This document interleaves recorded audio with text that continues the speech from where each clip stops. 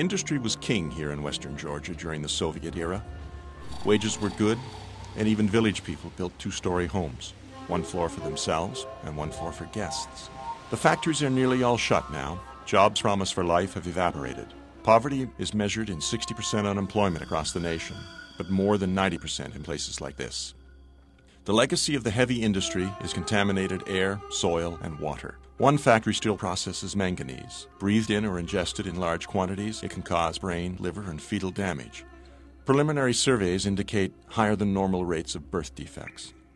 For parents of a child with special needs, it is often more than they can bear. There is shame, guilt, pain, and the grinding poverty. And there are no government services to support them. Georgia is a struggling, transitioning nation. No surprise that children with special needs are the most likely kids to turn up in government institutions. These institutions were created during the Soviet era to hold useless people. They are little more than warehouses. One doesn't invest in non-productive people. The children who live there are often abused and exploited.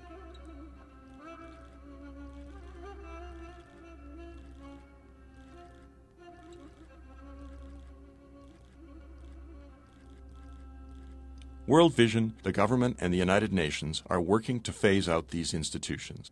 Meanwhile, it's imperative to offer alternatives to desperate parents. World Vision has trained 15 paraprofessionals in Zestaponi. They are teachers, social workers, and physical and occupational therapists, all rolled into one. They work with children in their home and train their parents in exercises and stimulation. They bring hope and encouragement. 6-year-old Mukrani speaks with his eyes, and his father, Tariel, responds. And then so does Mukrani. They seem to know only joy in one another's company. The boy has cerebral palsy and a condition that tightens his tendons and contorts his limbs, and he cannot speak. His parents spent their life savings on an operation in Russia. It accomplished little, but they have seen their son progress in the care of a World Vision paraprofessional, Natalia Sotsiavili. Natalia patiently puts Mukrani through a demanding routine of exercises and stretches. Mukrani loves the hard work. He never protests. Then Natalia has Mukrani's parents do the same exercises with their son. Progress is tangible. In every session, Natalia introduces new challenges, and she gives homework to Mukrani's parents. They are eager students. They work hard with their son between Natalia's visits. Tariel is unlike traditional rural Georgian men. He takes an active role in his son's demanding life. It remains to be seen exactly what Mukrani can accomplish in life. But if a family's love and hard work can make a difference, then it will be a lot.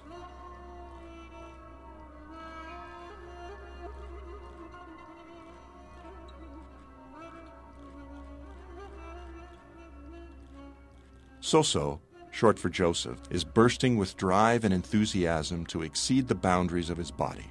9 years old, he has cerebral palsy.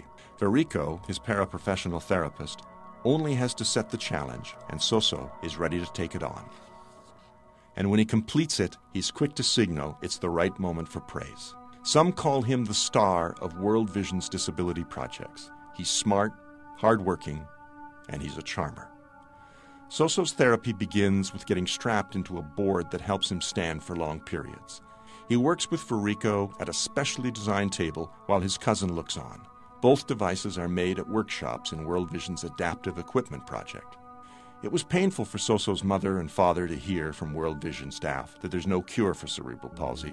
Parents rarely get the straight truth from Georgian doctors. The doctors infer hope when they prescribe everything from multivitamins to dangerous adults-only medications for cerebral palsy and mental retardation. On the other hand, World Vision's paraprofessionals rarely find a child who won't try. It's the parents who falter. They've been fed false hopes and then had them dashed by advice to put their children in institutions.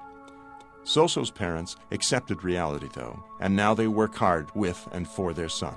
Soso's father noticed his son's determination to walk. The boy had gained strength from therapy and started getting around the house, holding on to pieces of furniture, the walls, and anybody who was handy. So his father made him a rough-hewn cane. Now Soso is unstoppable, spurred on by the attentions of his extended family, aunts, uncles, cousins, and a grandmother who all share one house.